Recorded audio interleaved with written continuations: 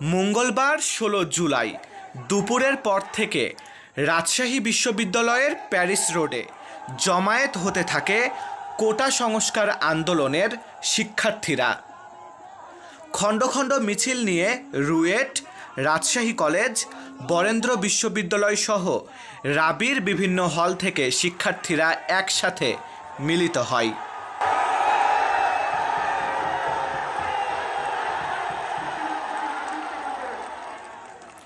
স্লোগানে স্লোগানে বিক্ষোভ মিছিল নিয়ে রাজশাহী বিশ্ববিদ্যালয় ক্যাম্পাস প্রদক্ষিণ করে শিক্ষার্থীরা।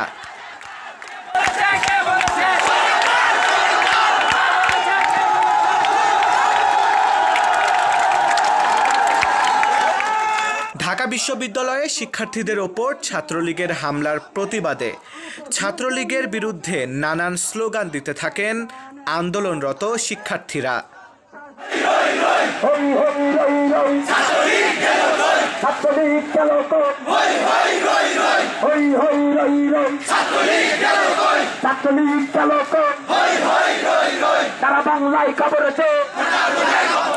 রাজশাহী বিশ্ববিদ্যালয়ে ছাত্র রাজনীতি বন্ধের ঘোষণা আসে আন্দোলনের মাইক থেকে। আপনাদের মতের ভিত্তিতে আজ থেকে ক্যাম্পাসের ছাত্র রাজনীতি বহিষ্কার।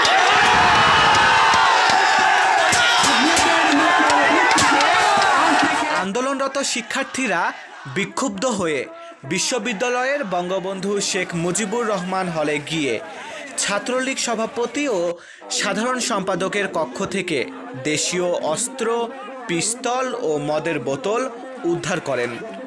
হলের নিচে থাকা কয়েকটি মোটরসাইকেলে আগুন দেওয়ার ঘটনাও ঘটে। ক্যাম্পাস জুড়ে বিক্ষোভ মিছিল করে রাজশাহী বিশ্ববিদ্যালয়ের প্রবেশ মুখে এসে বসে পড়েন শিক্ষার্থীরা। ভুয়া ভুয়া স্লোগান দেওয়া হয় ছাত্রলীগের বিরুদ্ধে।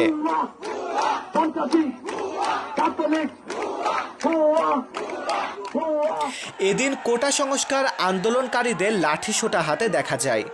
মূলত আত্মরক্ষা ও ছাত্রলীগের হামলাকে প্রতিরোধ করার জন্যই সঙ্গে লাঠিসোঁটা রাখা হয়েছে বলে দাবি শিক্ষার্থীদের। হাতে লাঠিসোঁটা থাকলেও কোনো সহিংস কর্মকাণ্ডে জড়াননি শিক্ষার্থীরা। শান্তিপূর্ণভাবেই শেষ হয় কর্মসূচি। মারুফ হাসান বিশাল, বাংলা 10।